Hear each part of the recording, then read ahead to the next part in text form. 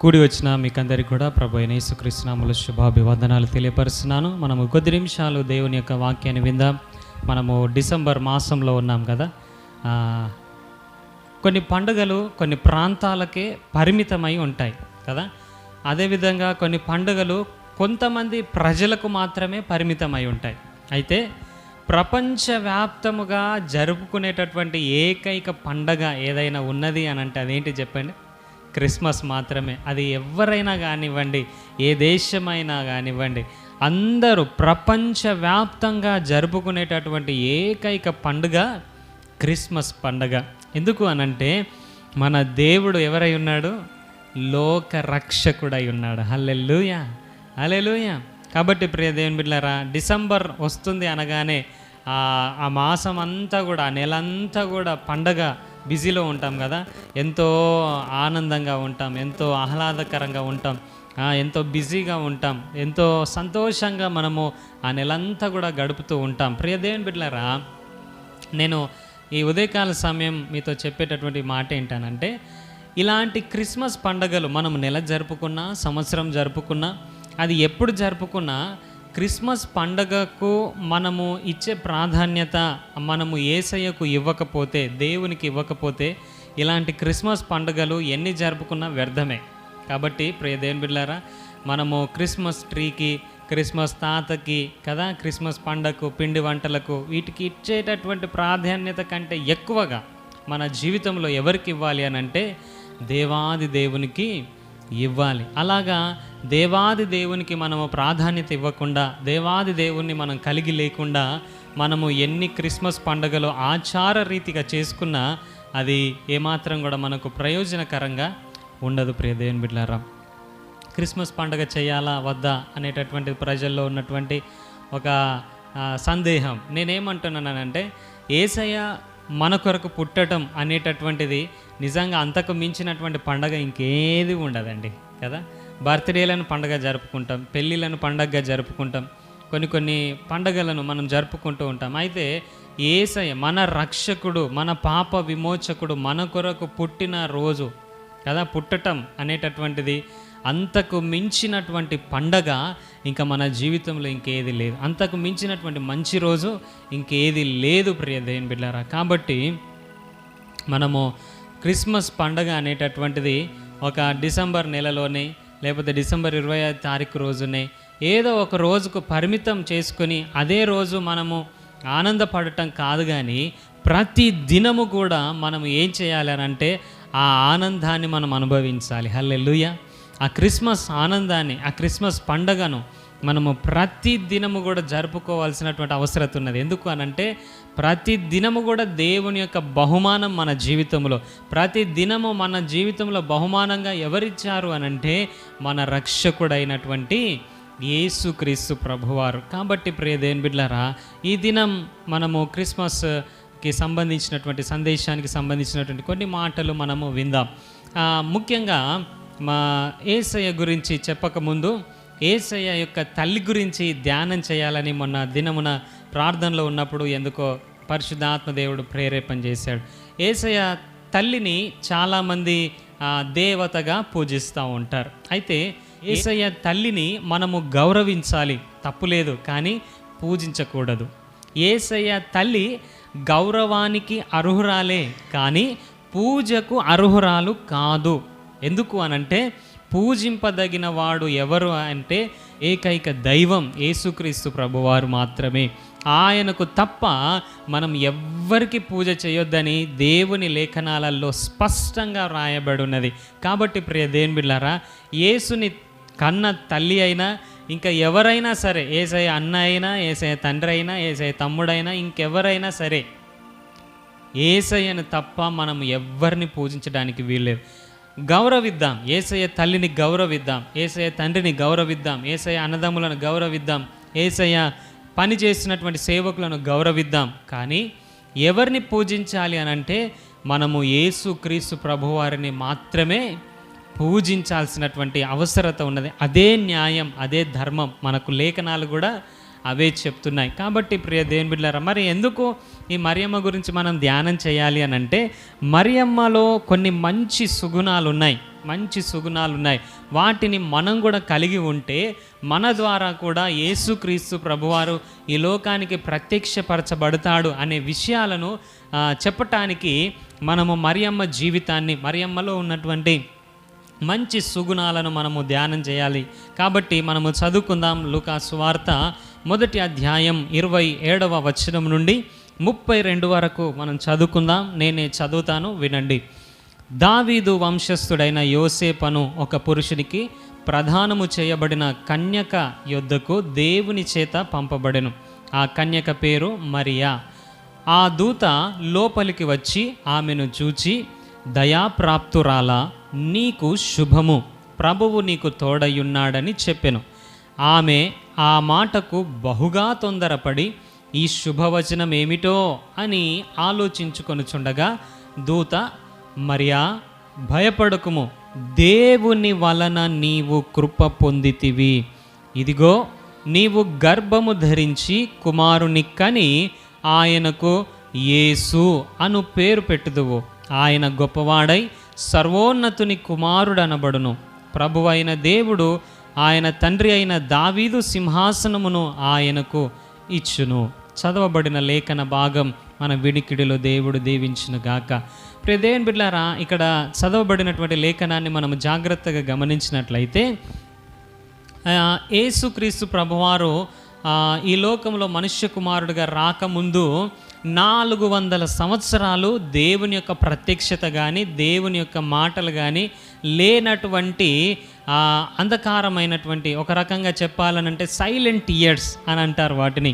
400 సంవత్సరాలు కూడా ఏ ప్రత్యక్షత కానీ ఏ మాట కూడా లేదు అని బైబిల్ పండితులు చెప్తా ఉంటారు. ప్రియదేవుని బిడ్డలారా, అలాంటి టైంలో ఏ ప్రత్యక్షతలు లేనటువంటి టైంలో 400 సంవత్సరాలు, ఒకటి కాదు రెండు కాదు ప్రియదేవుని బిడ్డలారా, 400 సంవత్సరాలు ఏ ప్రత్యక్షత లేనటువంటి టైంలో అప్పుడు ఆ తరములో ఎవరున్నారట?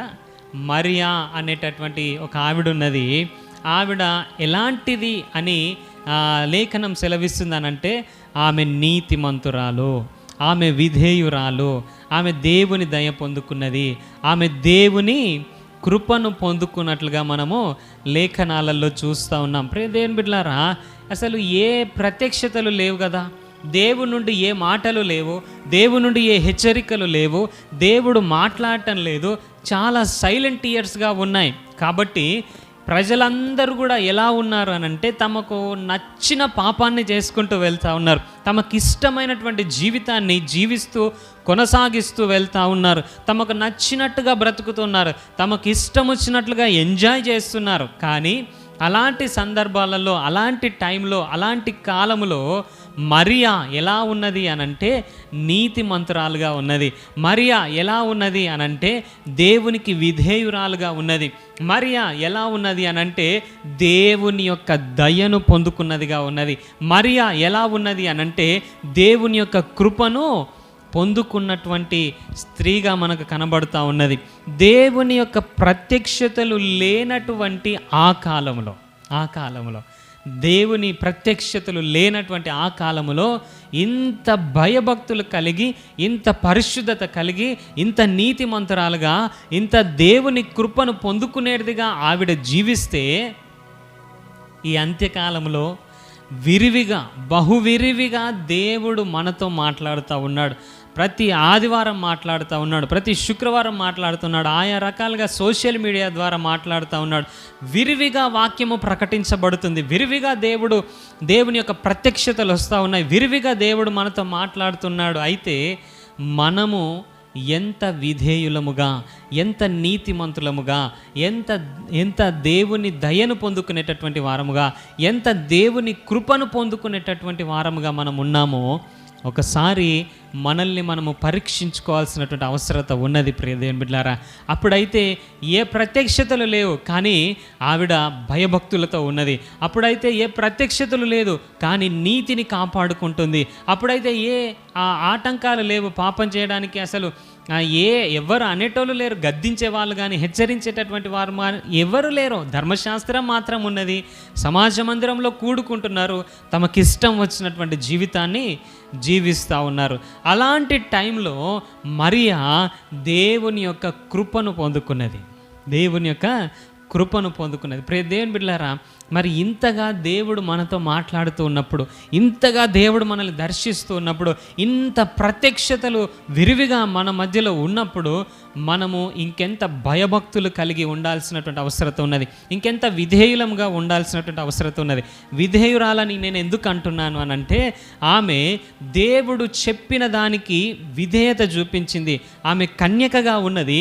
దేవుడు పరిశుద్ధాత్మ దేవుని వలన నువ్వు గర్భం ధరిస్తావు, నువ్వు కుమారుని కంటావనంటే, అయ్యో నేను పురుషుని ఎరగని దాననే నేను ఎలా కుమారుని కనగలుగుతానంటే, పరిశుద్ధాత్మ ద్వారా నువ్వు కంటావనంటే, లేదు నేను ససేమిరా ఒప్పుకోను, నన్ను సమాజం వెలివేస్తుంది, రాళ్లతో కొట్టి చంపుతుంది, నేను కన్యకను, నేను నాకున్నటువంటి ఆ యొక్క మంచి పేరును కానీ నాకున్న సంస్కారాన్ని కానీ నేను వదులుకోను అని ఎదురు మాట చెప్పలేదు. కానీ తండ్రి నీ చిత్తము జరగాలి, నీ చిత్తం జరగాలి, నీకు విధేయురాలనుగా నేను ఉంటాను, నీ మాట వింటాను అని దేవునికి విధేయురాలుగా ఉన్నది. దేవుని బిడ్డలారా, దేవుని యొక్క దయ పొందుకున్నది, దేవుని యొక్క కృపను పొందుకున్నది. అలాంటి మనస్సు ఆమెకి ఉన్నది కాబట్టి ప్రపంచంలో ఎంతోమంది కన్యకలు ఉన్నప్పటికీ కూడా దేవుని యొక్క కృప మరియను మాత్రమే కమ్ముకున్నది. దేవుని దయ మరియ మీదికి మాత్రమే వచ్చింది. ప్రపంచంలో అప్పటికే చాలామంది కన్యకలు ఉన్నారు, చాలామంది భక్తిపరులు ఉన్నారు, కానీ అందరిలోకెల్లా ఒక శ్రేష్టమైనటువంటి వ్యక్తిగా దేవుడు మరియను చూశాడు. దేవుని బిడ్డలారా, ఈ సమాజంలో ఈ లోకంలో అందరూ ఉండగా దేవుడు నిన్ను ఒక ప్రత్యేకమైన రీతిలో చూస్తూ ఉన్నాడా? దేవుని యొక్క కనుదృష్టి నీ మీద ప్రత్యేకంగా కనపరుస్తూ ఉన్నాడా? దేవుని యొక్క కృప నీ మీద ప్రత్యేకంగా కుమ్మరిస్తూ ఉన్నాడా? ఆ కృపను పొందుకునే వారముగా ఈరోజు మనము ఉన్నామా? మనల్ని మనం ఒకసారి పరీక్షించుకోవాలి. ప్రపంచంలో అప్పటికి అంతమంది కన్యకలుంటే దేవుని ప్రత్యక్షత మరియ దగ్గరికే వచ్చింది. దేవుని దయ, దేవుని కృప మరియ పొందుకునేదిగా ఉన్నది. దేవుని బిడ్డలారా, ఈ దినం కూడా మనం అలాంటి కృపను, అలాంటి దయను పొందుకునేటటువంటి వారముగా మనము ఉండాలి. ఒకవేళ ఈ తరములో మనము కూడా విధేయులముగా, పరిశుద్ధులముగా, నీతిగా మనము బ్రతుకుతున్నాం, అయినప్పటికీ కూడా గుర్తింపు లేదు అని మనం దిగులు పడుతున్నామేమో, కానీ దిగులు పడాల్సినటువంటి అవసరత లేదు. మరియను దర్శించినట్లుగానే ఒకరోజు దేవుడు మనల్ని కూడా దర్శిస్తాడు. హల్లెలూయా, హల్లెలూయా. ఏ విధంగానైతే తన పరిశుద్ధతను, తన నీతిని కాపాడుకున్నటువంటి మరియను దేవుడు దర్శించి తన కృపను అనుగ్రహించాడో, ఈరోజు ఎవ్వరు నన్ను గుర్తించట్లేదు, నేను నీతిగా బ్రతుకుతున్నాను, నేను యథార్థంగా బ్రతుకుతున్నాను, ఏ పాపం లేకుండా బ్రతుకుతున్నాను, నేను ఇంత యథార్థంగా బ్రతికితే, నేను ఇంత నీతిగా బ్రతికితే అసలు ఎవరి దృష్టిలో నేను గుర్తింపులో లేను కదా, దేవుడు కూడా నన్ను మర్చిపోయాడేమో అన్నటువంటి భావనలో దిగులు పడుతూ ఉండొచ్చు మనం. కానీ దేవుని బిడ్డలారా, మరియను జ్ఞాపకం చేసుకున్నట్లే దేవుడు ఒకరోజు మనల్ని కూడా జ్ఞాపకం చేసుకుంటాడు. మరియకు దేవుడు తన కృపను అనుగ్రహించినట్లుగానే మనకు కూడా తన కృపను అనుగ్రహిస్తాడు. అప్పుడు ఎలా ఉంటుంది చెప్పాలా? ఈరోజు పూజించొద్దు అన్నా కూడా మరియను పూజిస్తున్నారు. అలాంటి అంటే ఆ విధంగా పూజించబడతామని నేను చెప్పట్లేదు, కానీ అంత మహిమలోనికి, అంత ఆ హెచ్చింపులోనికి దేవుడు మనల్ని తీసుకొస్తాడు. 4 గోడల మధ్యలోనే మనం నలిగిపోతున్నాం కావచ్చు, మనల్ని ఎవరిని గుర్తించకుండా, మనల్ని ఎవ్వరు కూడా అసలు ఈయన ఫలానా కదా అని గుర్తింపు లేనటువంటి స్థితిలో మనం దిగులు పడుతూ ఉండొచ్చు, కానీ దేవుడు గుర్తిస్తాడు. దేవుని బిడ్డలారా, యోసేపు 4 గోడల మధ్యలో నా దేవుడు నా ముందు ఉన్నాడు అని తన పరిశుద్ధతను కాపాడుకున్నందుకు ఒకరోజు తన జీవితంలో వచ్చింది, ప్రపంచమంతా కూడా యోసేపు మీద ఆధారపడాల్సినటువంటి రోజు వచ్చింది. హల్లెలూయా, హల్లెలూయా. మరియాను ఒక దేవతగా పూజించే రోజు ఎలా వచ్చిందో యోసేపు జీవితంలో కూడా మనము చాలాసార్లు ఎవరి నోటి మాట గుండా వింటామనంటే ఏలియా అంటాడు కదా, నేను ఎవని సన్నిధానములో నిలబడి ఉన్నాను అని. ఎవని సన్నిధానం ఆయన పలికినప్పుడల్లా కూడా నేను ఎవని సన్నిధానంలో నిలబడి ఉన్నాను అని అంటాడు. అంటే ఆయన మాట్లాడిన ప్రతి సందర్భంలో కూడా ఏలియా ఎవరిని చూస్తూ ఉన్నాడు అని అంటే తన ముందు దేవుణ్ణి చూస్తూ ఉన్నాడు. తనతో దేవుడు ఉన్నాడు అనేటటువంటి స్పృహలో ఏలియా ఉన్నాడు. అయితే నేనేమంటున్నాడనంటే గొప్ప కార్యాలు చేయటానికి, అద్భుతాలు చేయటానికి దేవుడు నా ముందున్నాడు అని ఏలియా చెప్తే, పాపము విషయములో భయము కలిగి జీవించటానికి దేవుడు నా ముందు ఉన్నాడు అని యోసేపు అనుకున్నాడు. హల్లెలూయా, హల్లెలూయా. అప్పుడు ఏదో అద్భుతాలు చేయటానికి దేవుడు నా ముందున్నాడు అని యోసేపు చెప్పలేదు. ఆశ్చర్య క్రియలు చేయటానికి ఈ దేవుడు నా ముందున్నాడని యోసేపు అనుకోలేదు. కానీ పాపము విషయములో దేవుడు నన్ను చూస్తున్నాడు, నా ముందే ఉన్నాడు అని తన పరిశుద్ధతను కాపాడుకున్నాడు ఆ 4 గోడల మధ్యలో. అయితే అవమానమే ఎదురైంది, సంఖ్యలే ఎదురైనాయి, ఇనుము అతని దేహమును ఇనుము బాధించింది. కానీ పరిశుద్ధతను కాపాడుకున్నటువంటి యోసేపు జీవితంలో ఒక రోజు వచ్చింది, ప్రపంచమంతా కూడా అతని మీద ఆధారపడాల్సినటువంటి రోజు వచ్చింది. ప్రియ దేవుని బిడ్డలారా, చూడండి, ప్రపంచమంతా కూడా ఒకే ఒక్క వ్యక్తి పైన ఆధారపడాల్సినటువంటి పరిస్థితి ఏర్పడ్డది. అదేవిధంగా దేవుని ప్రత్యక్షతలు లేనటువంటి కాలంలో కూడా మరియా తన పరిశుద్ధతను, తన కన్యత్వాన్ని కాపాడుకున్నది, నీతిమంతురాలుగా జీవించింది. కాబట్టి దేవుని దయ పొందుకున్నది. అంతవరకు అసలు గుర్తింపులో లేదు, అంతవరకు ఎవరు గుర్తించట్లేదు. ఈమె మరియా, ఈమె నీతిమంతురాలు, ఈమె బాగా భక్తిపరురాలు, ఎక్కడ గుర్తింపు లేదండి. ప్రియ దేవుని బిడ్డలారా, మరియ జీవితంలో గుర్తింపు అనేటటువంటిది లేదు అప్పటి వరకు. కానీ ఒక రోజు వచ్చింది, అది దేవుడు దర్శించేటటువంటి రోజు. ఆమెను దర్శించినప్పుడు ఎలా ఉన్నదనంటే దేవుని యొక్క కృపను ఆమె పొందుకున్నది. హల్లెలూయా, హల్లెలూయా. కాబట్టి ప్రియ దేవుని బిడ్డలారా, ఈ దినమున కూడా నీవు నన్ను ఎవరు గుర్తించట్లేదు కదా, నేను భక్తిగా ఉన్నాను, నేను నీతిగా ఉన్నాను, నేను పరిశుద్ధంగా జీవిస్తూ ఉన్నాను, నేను ఇంత మంచిగా బ్రతికితే నన్ను అందరూ అపార్థం చేసుకుంటున్నారు, నన్ను ఎవరు అర్థం చేసుకోవటం లేదు, నన్ను ఎవరు గుర్తించట్లేదు అని మనము బాధపడుతూ, దిగులు పడుతూ, కృంగిపోతున్నటువంటి సందర్భం మన జీవితంలో ఉన్నది కావచ్చు. కానీ ఒకరోజు నీ జీవితంలో కూడా రాబోతుంది, దేవుని యొక్క దయను పొందుకునే రోజు రాబోతూ ఉన్నది, దేవుని యొక్క కృపను పొందుకునే రోజు రాబోతున్నది. ప్రియ దేవుని బిడ్డలారా, అప్పుడు ఎలా ఉంటుంది అనంటే మన జీవితము యోసేపుని ఏ విధంగా హెచ్చించాడో దేవుడు మనల్ని కూడా ఆ విధంగా దేవుడు హెచ్చిస్తాడు. ప్రియ దేవుని బిడ్డలారా, అయితే నేను ఇక్కడ ఒక విషయాన్ని జ్ఞాపకం చేస్తాను. దేవుని కృపను 2 రకాలుగా పొందుకోవచ్చు మనం. ఒకటి ఏంటిదనంటే ఎఫెసీలకు రాసినటువంటి పత్రిక 6వ అధ్యాయము 24వ వచనంలో రాయబడి ఉంది, మన ప్రభువైన యేసుక్రీస్తును శాశ్వతమైన ప్రేమతో ప్రేమించు వారందరికీ ఏం కలుగుతుంది? కృప కలుగుతుంది. ఇది ఒక రకంగా మనము పొందుకునేటటువంటి కృప. అయితే 2వ రకంగా కూడా మనం కృపను పొందుకోవచ్చు. అది కూడా వాక్యంలోనే ఉన్నది. ఎలాగూ అనంటే రోమీలకు రాసినటువంటి పత్రిక 5వ అధ్యాయము 21వ వచనాన్ని మనం చూసినట్లయితే, అలాగే నిత్య జీవము కలుగుటకై నీతి ద్వారా కృపయు మన ప్రభువైన యేసుక్రీస్తు మూలముగా ఏలు నిమిత్తము పాపము ఎక్కడ విస్తరించెనో అక్కడ కృప అపరిమితముగా విస్తరించెను అని లేఖనాలలో వ్రాయబడి ఉన్నది. ప్రియ దేవుని బిడ్డలారా, యేసయ్యను ప్రేమించిన వారికి కృప కలుగుతుంది. యేసయ్యను ప్రేమించకుండా పాపములో జీవించుతున్నటువంటి వారికి కూడా ఏం కలుగుతున్నది? కృప కలుగుతున్నది. అయితే ఈ రెండింటి మధ్యలో చాలా వ్యత్యాసం అనేటటువంటిది ఉన్నది. దేవుణ్ణి ప్రేమించేటప్పుడు కృప కలుగుతుంది, మనము పాపంలో జీవిస్తున్నా దేవుని కృప మన మీద ఉన్నది. ప్రియ దేవుని బిడ్డలారా, అయితే దీన్ని మనము ఇంకా ముందుకు మనం చదువుకున్నట్లయితే రోమా 6వ అధ్యాయం 1వ వచనంలో మనం చదువుకున్నట్లయితే, అలాగైన ఎడల ఏమందుము? కృప విస్తరింపవలెనని పాపమందు నిలిచి ఉందమా? అట్లనరాదు. పాపము విషయమై చనిపోయిన మనము ఇక మీదట ఎలాగూ దానిలో జీవించుదము? ఎస్, దేవుని కృపను నేను పొందుకుంటున్నా కదా, అపరిమితముగా దేవుని కృప నా పైన విస్తరిస్తున్నది కదా అని మనము పాపంలోనే నిలిచి ఉంటామా?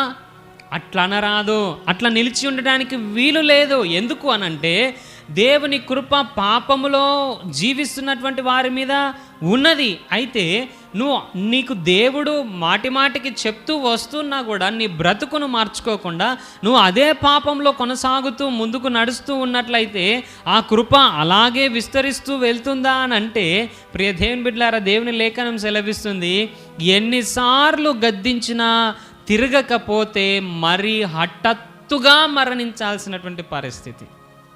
దేవుని కృప ఉన్నది కదా, నా ఇష్టానుసారంగా నేను జీవిస్తా, ఇదే పాపంలో నేను కొనసాగుతా, ఈ పాపంలో ఉన్నా కూడా దేవుని కృప నాకు కనపరుస్తున్నాడు కదా అని అదే విధంగా జీవిస్తూ ఉంటే తిరుగు లేకుండా హఠాత్తుగా మరణించాల్సినటువంటి పరిణామాలు మన జీవితంలో ఏర్పడతాయి. కానీ దేవుణ్ణి ప్రేమించే వారికి కలిగే కృప ఎలా ఉంటుంది అనంటే, మనము పాపం చేసినప్పుడు కలిగే కృప అది క్షమాపణ దొరుకుతున్నదేమో, కొంత సమయం మనకు దొరుకుతున్నదేమో, కానీ ఆయనను ప్రేమించేటప్పుడు ప్రేమించే వారికి దొరికే కృప ఎలా ఉన్నదనంటే, ఎవరైతే ప్రేమించి కృపను పొందుకుంటారో వారి జీవితంలో నుండి ఆయనే ఈ లోకానికి ప్రత్యక్షపరచబడతాడు. హల్లెలూయా, హల్లెలూయా. నువ్వు పాపంలో ఉన్నప్పుడు కృపను పొందుకుంటున్నావు అనంటే క్షమించబడుతున్నావు అంతే, ఒక సమయం నీకు ఇవ్వబడుతున్నది అంతే. కానీ నువ్వు ఆయనను శాశ్వతమైన ప్రేమతో ప్రేమిస్తే, నీ భక్తిని నువ్వు కాపాడుకుంటే, నువ్వు యథార్థంగా జీవిస్తే, నువ్వు నీతిగా బ్రతికితే, నీ పరిశుద్ధతను నువ్వు కాపాడుకుంటూ ఆయనను ప్రేమిస్తూ భయభక్తులతో జీవిస్తే, అప్పుడు దొరికే కృప ఎలా ఉంటుందనంటే, ఆ కృప నీలో నుండి బయటికి ప్రత్యక్షపరచబడేదిగా ఉంటుంది. హల్లెలూయా, హల్లెలూయా. ఈ విధంగా దేవుణ్ణి ప్రేమించి దేవునికి లోబడి నీతిమంతులుగా జీవించి లోకమంతా కూడా వారి ఇష్టానుసారంగా జీవించిన, లోకమంతా చెడిపోయినటువంటి స్థితిలో ఉన్న, లోకమంతా కూడా తమకు నచ్చిన జీవితాన్ని జీవిస్తున్నా తమ భక్తిని కాపాడుకుంటూ తమ పరిశుద్ధతను కాపాడుకుంటూ దేవుని కృప పొందుకున్న వారు ఒక ఇద్దరిని నేను జ్ఞాపకం చేస్తున్నాను. ఎవరు అనంటే, ఒకటి నోవహు, రెండవది మరియా. చెప్పండి, ఒకటి నోవహు, రెండవది మరియా. నోవహు కాలంలో కూడా మనం చూసినట్లయితే ప్రపంచమంతా కూడా ఎలా ఉన్నదనంటే, తింటున్నారు, తాగుతున్నారు, ఎంజాయ్ చేస్తున్నారు. ఇంకా ఎలాంటి భయంకరమైనటువంటి పాపాలనంటే పురుషులతో పురుషులు, స్త్రీలతో స్త్రీలు, అవాచ్యమైనటువంటి కార్యాలు, చాలా భయంకరమైనటువంటి పాపంలో ఈ లోకమంతా కూడా మునిగినది. అప్పుడు దేవుడు చెప్పినటువంటి మాట ఏంటో తెలుసా? ఇక్కడ ఈ సృష్టిలో నేను చూసినప్పుడు నీ ఒక్కడవే నీతిమంతుడుగా కనబడ్డాడు. అబ్బా, ఎవరి చేత సాక్ష్యం పొందుతున్నాడు నోవహు? ఎవరి చేత సాక్ష్యం పొందుతున్నాడు? మనల్ని ప్రేమించిన మన భర్తతోట, మన పిల్లలతోటి కాదు, భార్యతోటి కాదు, ఏదో బంధువులు ఇక ఫీల్ అవుతారులే అట్లా అనకపోతే కదా. కొంతమంది ఫీల్ అవుతారు, నువ్వు మంచోనివి అనకపోతే ఫీల్ అవుతారు. కాబట్టి వీళ్ళు ఏమంటారు, వాడు మంచోడు కాకపోయినా నువ్వు మంచోనివే అని అంటారు. అట్లా సాక్ష్యం పొందిండా నోవహు? లేదు ప్రియ దేవుని బిడ్డలారా, హృదయ అంతరంగాన్ని చూసేటటువంటి దేవుని చేత ఏమని సాక్ష్యం పొందాడు అనంటే, ఈ లోకమంతటిలో, ఈ ప్రపంచమంతటిలో కూడా నీ ఒక్కడివే ఎలా ఉన్నావో నీతిమంతుడవుగా ఉన్నావు. కాబట్టి ఈ ప్రపంచమంతటిని నేను నాశనం చేస్తాను, నిన్ను నీ కుటుంబాన్ని నేను సంరక్షిస్తాను, ఒక ఓడను సిద్ధపరచుకో అని దేవుడు ఆలోచన చెప్పి ఉన్నాడు. హల్లెలూయా. లోకమంతా కూడా తమకి ఇష్టానుసారంగా జీవిస్తున్నది. తాగాలనిపిస్తున్నారా? తాగుతున్నారు. తినాలనిపిస్తున్నారా? తింటున్నారు. ఎంజాయ్ చేస్తున్నారు. ఇష్టమైన నోవహు యొక్క చుట్టూ ప్రజలందరూ కూడా తమకి ఇష్టం వచ్చిన జీవితాన్ని జీవిస్తూ ఉన్నారు. అప్పుడు నోవహు ఒకసారి తన జీవితాన్ని ఆలోచన చేయండి. అందరు ఒకలాగుంటే నోవహు ఒక్కడు ఒకలాగున్నాడు కదా. అందరు ఒకలాగుంటే నోవహు ఒక్కడే ఒకలాగున్నాడు. అందరూ ఇష్టం వచ్చింది చేస్తున్నారు, ఈయన ఇష్టం వచ్చింది చేయలేకపోతున్నాడు. అందరూ తాగుతున్నారు, ఈయన తాగలేకపోతున్నాడు. అందరూ వ్యభిచారం చేస్తే ఈయన వ్యభిచారం చేయలేకపోతున్నాడు. అందరూ తమకు ఇష్టం వచ్చినటువంటి మాటలు మాట్లాడుతున్నారు, ఈయన మాట్లాడలేకపోతున్నారు. అంటే ఇప్పుడు చూడండి, ఇదే సిచ్యువేషన్లో మనం కనుక ఉన్నట్లయితే అవసరమా భయ్? అవసరమా? ఈ లోకం అందరూ కూడా ఒకలాగున్నారు. చాలాసార్లు మనం కూడా ఇట్లనే అనుకుంటాం కదా, ఆడు అట్లున్నాడు కదా, ఆడు అట్లా చెప్తాడు కదా, ఈడు ఇట్లా చేస్తాడు కదా, ఆడు తింటలేడా, ఈడు తింటలేడా, ఆడు తాగుతలేడా, ఈడు తాగుతలేడా, ఆడు తిరుగుతలేడా. నేను తాగితే ఏమైందండి, పెద్ద పెద్ద పాస్టర్లే తప్పిపోతూ ఉన్నప్పుడు నేను తప్పిపోతే ఏంటిది, నేను చిన్న తప్పు చేస్తే ఏంటిది అనేటటువంటి సమర్థించుకునే మనస్సు కలిగిన వారు చాలామంది ఉన్నారు. ప్రియ దేవుని బిడ్డలారా, ఎదుటి వాళ్ళు తప్పు చేస్తున్నారని నేను కూడా చేస్తే ఏమవుతుందిలే, ఏం కాదు అని సమర్థించుకొని తప్పులో వెళ్ళేటటువంటి, తప్పుడు మార్గంలో వెళ్ళేటటువంటి వారు చాలామంది ఉన్నారు. నేను కొంతమంది గురించి సాక్ష్యం కూడా విన్నాను. ఎట్లా అంటే, నువ్వు తాగవా అంటే నేను తాగను. మరి వాళ్ళు క్రైస్తవులే కదా, వాళ్ళు తాగుతారు కదా, నువ్వు తాగితే ఏమవుతుంది. మీ జీవితంలో కూడా మీరు విని ఉంటారు కదా ఈ మాటలు. వాళ్ళు కూడా క్రిస్టియన్సే, వాళ్ళు కూడా తాగుతారు, తింటారు, తిరుగుతారు. మరి మీరెందుకు తాగరంటున్నారు, మీరు తాగితే ఏమవుతుంది. అరే వాళ్ళు కూడా గుడికి పోతారు, వాళ్ళు కూడా చర్చికి పోతారు, వాళ్ళు కూడా తెల్ల చీరలు కట్టుకుంటారు, తెల్ల అంగీలు వేసుకుంటారు. మరి వాళ్ళు తాగుతున్నప్పుడు మీరు కూడా తాగితే ఏమవుతుంది. మీరు అందరినీ ఒకటే దేవుణ్ణి కదా కొలిచేది, ఏమవుతుంది. ఇట్లాంటి మాటలు మనం కూడా విని ఉంటాం కదా.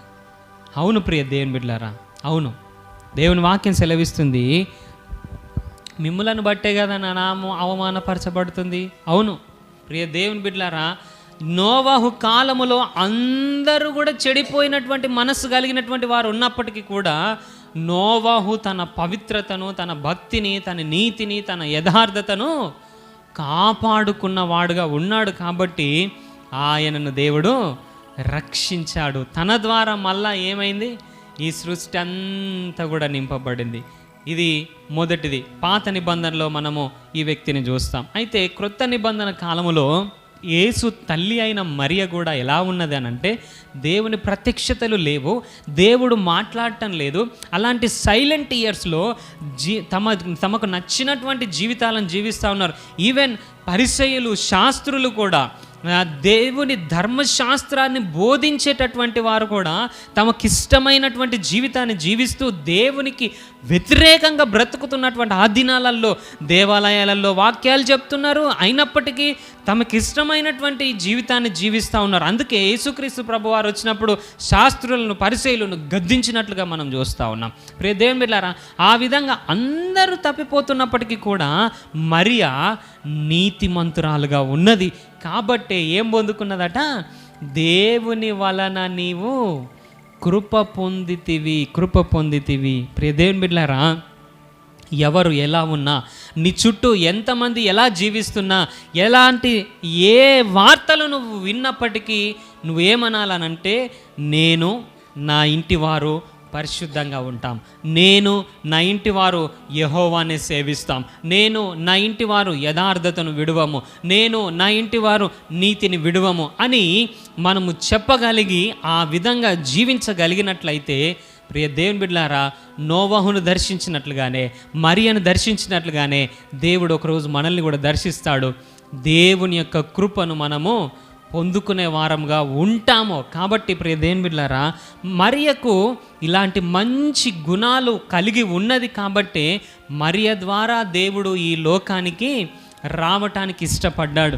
ఈరోజు క్రిస్మస్ పండుగలు జరుపుకుంటున్నటువంటి మనలో నుండి క్రీస్తు బయటికి రాకపోతే మనం ఎన్ని క్రిస్మస్ పండుగలు జరుపుకున్నా అది వ్యర్థమే. అది మన సంతోషం కొరకు, సంబరం కొరకే తప్ప దానివల్ల ఎవ్వరికి ఉపయోగం లేదు ప్రియ దేవుని బిడ్డలారా. కాబట్టి మరియ జీవితంలో నుంచి మనం నేర్చుకునేటటువంటి పాఠం ఏందనంటే, నీతిమంతులంగా మనం జీవించాలి, పరిశుద్ధులంగా జీవించాలి. ఎవరెట్లనన్నా జీవించని, నీ ఇంటి వారు చెడిపోని, నీ బంధువులు చెడిపోని, నీ సమాజం వారు చెడిపోని, నీ కంటికి కనబడుతున్నటువంటి వారు అందరూ కూడా ఇష్టానుసారంగా జీవించని గాక, నువ్వు ఎలా జీవించాలనంటే, నీవు నీతిమంతురాలుగా జీవించాలి, నువ్వు నీతిమంతుడవుగా జీవించాలి, నువ్వు పరిశుద్ధంగా జీవించాలి, నువ్వు యథార్థంగా జీవించాలి. నీవు ఎలాగా జీవించాలి అనంటే, దేవుని దయను పొందుకునేలాగా, దేవుని కృపను పొందుకునేలాగా నువ్వు జీవించినట్లయితే అప్పుడు మన జీవితంలో జరుగుతుంది నిజమైనటువంటి క్రిస్మస్ పండుగ. హల్లెలూయా, హల్లెలూయా. నేను అనుకుంటున్నాను, మనము జరుపుకునే దానికంటే తల్లి అయిన మరియ అద్భుతమైన క్రిస్మస్ పండుగ జరుపుకున్నది కావచ్చు. ఎందుకనంటే లోక రక్షకుడే తనలో నుండి వచ్చినాడు. అంతకంటే భాగ్యం ఇంకేమున్నా చెప్పండి? మనం ఈ లోకములో ఏదేదో భాగ్యం సంపాదించుకోవాలని అనుకుంటాం, కానీ యేసయ్య మనలో నుండి ప్రత్యక్షపరచబడడానికి తప్ప మించిన భాగ్యం ఇంకొకటి లేదు. అంతకంటే మించిన భాగ్యం ఏమున్నది చెప్పండి ప్రియ దేవుని బిడ్డలారా? అదే నిజమైనటువంటి క్రిస్మస్, అదే నిజమైనటువంటి ఆనందం, అదే నిజమైనటువంటి పండగ మన జీవితంలో. కాబట్టి ప్రియ దేవుని బిడ్డలారా, ఇన్ని పండగలు మన జీవితంలో ఎలా గడిచినాయో నాకైతే తెలియదు, కానీ ప్రియ దేవుని బిడ్డలారా, క్రీస్తు మనలో నుండి ప్రత్యక్షపరచబడుతున్నాడా? క్రీస్తు కృపను మనం పొందుకునే వారంగా ఉన్నామా? ఒకసారి మనల్ని మనము ఆలోచన చేసుకోవాలి, పరీక్ష చేసుకోవాలి. ప్రియ దేవుని బిడ్డలారా, క్రీస్తు మనలో నుండి ప్రత్యక్షపరచబడకపోతే, క్రీస్తు కృపను మనము పొందుకోకపోతే ఎన్ని క్రిస్మస్లైనా అది వ్యర్థమే. కాబట్టి ఈ ఉదయకాల సమయం దేవుడు మనతో మాట్లాడుతూ ఉన్నప్పుడు మన జీవితాలను మనము సరి చేసుకుందాం, మన జీవితాలను మనం బాగు చేసుకుందాం, కట్టుకుందాం. దేవుడు ఇంకా మనకు ఆయుష్ని ఇస్తూ ఉన్నాడు, ఇంకా ఆరోగ్యం ఇస్తూ ఉన్నాడు, ఇంకా మనకు ఆయుష్ కొనసాగింపబడుతున్నది అనంటే దేవుడు మనలో నుండి ప్రత్యక్షపరచబడాలని ఇష్టపడుతున్నాడు. తన కృపను మన పైన చూపిస్తున్నాడు. కాబట్టి మనము ఆయనకిష్టులముగా జీవిద్దాం, నీతిమంతులముగా జీవిద్దాం, పరిశుద్ధులముగా జీవిద్దాం, యథార్థవంతులముగా జీవిద్దాం. ఆయన పైరూపాన్ని చూసేటటువంటి వాడు కాదు ప్రియ దేవుని బిడ్డలారా, మన హృదయ అంతరంగాన్ని చూసేటటువంటి దేవుడు ఆయన. మనుషులు నీ పైరూపాన్ని చూస్తారేమో, కానీ దేవుడు నీ హృదయ అంతరంగాన్ని చూస్తాడు. కాబట్టి దేవుని దృష్టికి మనం ఎలా ఉండాలనంటే నీతిగా, యథార్థంగా, పరిశుద్ధంగా ఉన్నప్పుడు ఆయన కృపను పొందుకున్న వారమై మనము యేసయ్య అక్కడ బెత్లెహేంలో పుట్టాడండి అని చెప్పము. ఎలా చెప్తామనంటే, ఇదిగో క్రీస్తు నాలో పుట్టాడు, క్రీస్తు నా ద్వారా ఇదిగో ఈ లోకానికి ప్రత్యక్షపరచబడుతున్నాడు, ఇదిగో క్రీస్తు వెలుగు అని మనము ఆయన వెలుగులోనికి అనేకులను ఆకర్షించే వారముగా ఉంటాం. మనం ఆయన కృపను పొందుకున్న వారమై అనేకుల రక్షణ కొరకు ఒక రక్షకుణ్ణి మనము పరిచయం చేసిన వారముగా ఉంటాము. ప్రియ దేవుని బిడ్డలారా, ఏదో నోటితో యేసయ్య పుట్టిండండి, మరియమ్మకు పుట్టిండు, బెత్లెహేంలో పుట్టిండు, ఇట్లా కాదు ప్రియ దేవుని బిడ్డలారా. మన జీవితంలో నుండి, మన బ్రతుకులో నుండి మనము క్రీస్తును ప్రతిబింబింపజేయాలి, క్రీస్తును చూపించగలగాలి. ఇది ఎప్పుడు జరుగుతుంది అనంటే, ఇదిగో నోవహులాగా, మరియలాగా మనము జీవించినప్పుడు మన జీవితంలో అది జరుగుతున్నది. కాబట్టి ఈరోజు మన బ్రతుకులను మార్చుకుందాం. నిజమైన క్రిస్మస్ మనము ఆ క్రిస్మస్ ఆనందాన్ని పొందుకుందాం.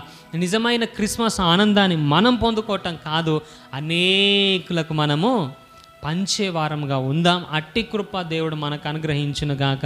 చిన్న మాట ప్రార్థన చేసుకుందాం. అందరం కూడా కళ్ళు మూసుకుందాం.